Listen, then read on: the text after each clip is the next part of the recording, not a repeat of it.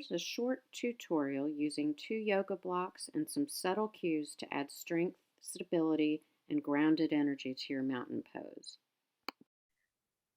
First, pressing into the mound of the big toe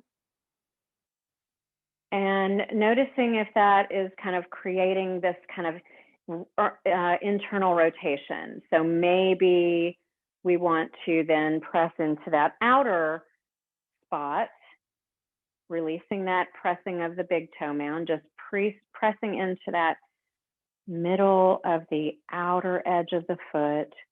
And notice, does that create this kind of external rotation of the foot? Almost like I'm exaggerating with this, but almost as though you're doing that. And noticing how that feels with the hips. That's not great necessarily, great feeling. And then let's release that and press into that inner point on the heel. And again, just kind of noticing what that does to your balance. Notice kind of, above the feet, what does that do in your body? And then let's release that.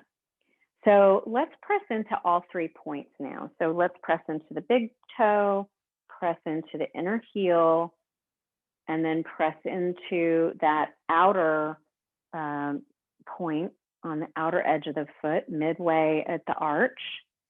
And then notice, for me, I noticed that once I press into that outer point and I'm really pressing into all 3 and grounding into it, that I have a more of a balance in my hips. It's not like all the work is coming from the thighs or all the work is coming from the glutes. It's a little more balanced feeling, and I feel like I have some more strength and stability. So let's notice if we draw those 3 points towards each other, like we're closing a picture on our iPhone or making it smaller, does the arch kind of rise up, lift a little bit more?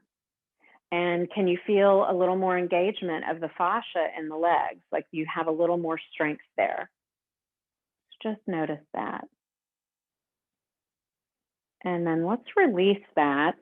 And let's add the second block kind of up in the higher point of the thighs. And the feet may not, it's going to depend on your frame. And if this block is too wide for you, or it causes your feet to be further apart, you may not be able to touch the inner edges of your feet on this block. But hopefully it's still a good guideline so that you know that you are in contact with the floor. This is about the proprioceptive feedback that helps us know that, yes, we are in alignment. We're kind of working all together in the same way. So let's press those 3 points into the earth. Now, creating that arch by shortening the front part of the foot towards the back part of the foot, creating that shortening, or I don't know if you would call it shortening if you're bringing the 2 sides of the foot closer together. But we're really trying to kind of activate that arch in a very distinct way. And then notice if you're feeling a little bit of engagement here in the glutes. That would be normal. And especially you're probably feeling some action of kind of pressing into the block.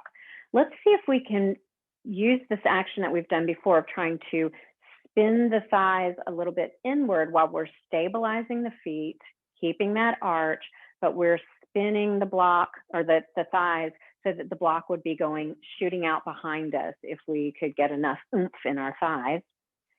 So we're kind of turning ourselves into a human Pez dispenser in this posture a little bit. And just noticing then, if you're anchoring in at the feet in this way, what are you feeling above? I feel a little more spaciousness through the torso, particularly in the lower abdomen. I feel like there's a little bit more room for the spine lengthens, the chest lifts a little bit. There's a little more room for the diaphragm to move. So just see what you notice. And we'll take a few breaths at our own pace here in this mountain pose.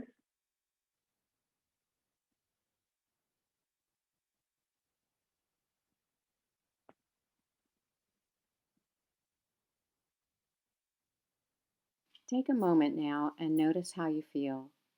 If you've enjoyed this guided fine tuning of your mountain pose, click subscribe and message me to register for my online class.